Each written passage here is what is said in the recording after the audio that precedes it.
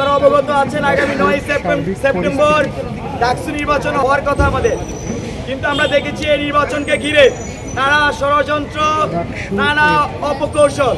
নির্বাচনের আগেও যখন জানুয়ারিতে নির্বাচন করার সুযোগ ছিল, তখন আমরা দেখেছি এই নির্বাচনকে বারবার পিছানো হয়েছে।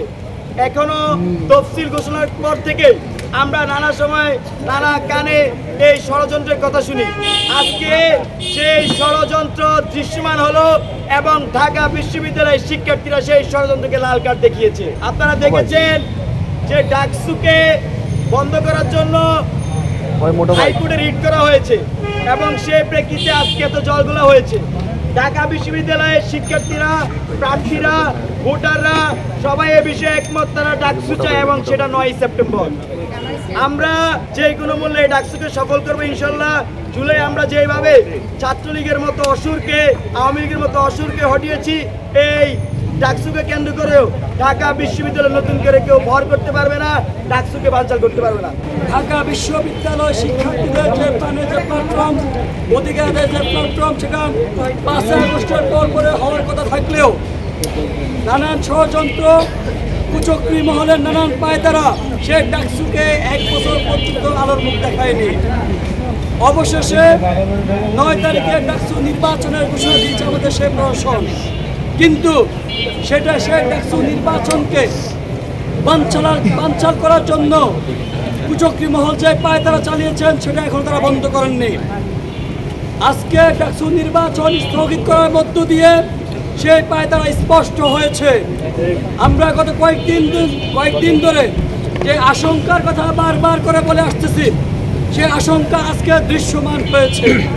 আমরা দেখেছি বিএম পাহামিদা নামে একজন ব্যক্তি রিটের পরিপ্রেক্ষিতে হাইকোর্ট অতি উৎসাহী হয়ে পুরো ডাকসুকে তারা স্থগিত করে দিয়েছে।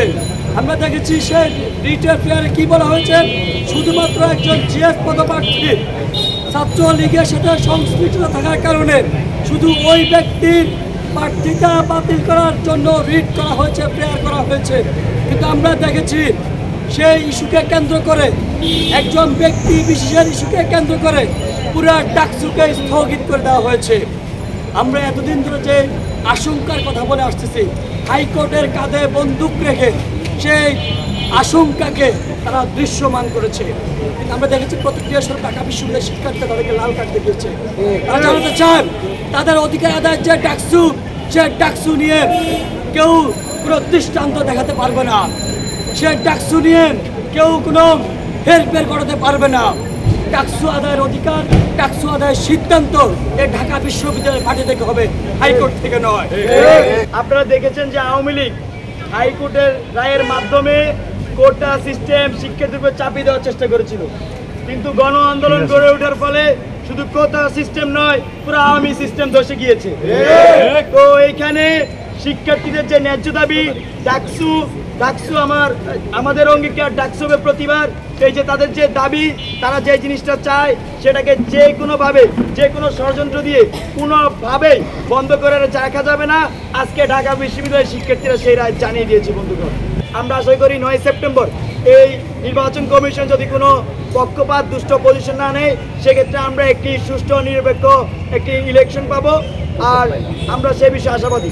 ডাকসু নির্বাচনের আগে তাদেরকে বন্ধ দেওয়া হয়েছে, ডাকসুর ভোট কেন্দ্র অনেক দূরে রাখা হয়েছে, নানান মেকানিজম করে ডাকসু নির্বাচন শিক্ষার্থী যেন নিরুৎসাহিত হয়, সকল মেকানিজম এখানে উপস্থিত করা হয়েছে। আমরা শিক্ষার্থীদের প্রতি আহ্বান জানাতে চাই, সকল কিছুকে উপেক্ষা করে, সকল কিছুকে লাল কার্ড দেখিয়ে আপনারা ডাকসুকে বাস্তবায়ন করেন। আপনার যে প্রতিনিধি আপনি নির্বাচন করবেন তাদেরকে জানেন, বুঝেন, আপনি স্বতঃস্ফূর্তভাবে ডাকসুর প্রচারণে অংশগ্রহণ করেন, আপনি ডাকসুকে আমাজ হিসেবে নেন, আপনি ডাকসুকে কার্যকর করেন। এই ডাকসু আপনার অধিকার আদায়ের জন্য, আমরা আপনাদের অধিকারের জন্য কাজ করে যাব। ডাকসু হবে আপনার অধিকার আদায়ের কাণ্ডারি হবে, আপনার অধিকার আদায়ের প্ল্যাটফর্ম হবে, যাতে করে আপনার যারা এখন অনুৎসাহিত করতে চান, নিরুৎসাহিত করতে চায়, যেন ভুক্তভোগী আপনি না হন, যেন 1 বছর পরে আপনাকে আফসোস করে না বলতে হয় যে ডাকসু শুধুমাত্র ফরম্যালিটি মেনটেনের জন্য হয়েছে নাকি কার্যকর হয়েছে। আমরা আপনাদেরকে উদাত্ত আহ্বান জানাই, আপনারা উদ্গ্রীব হন, আপনারা আগ্রহী হন ডাকসুর প্রতি।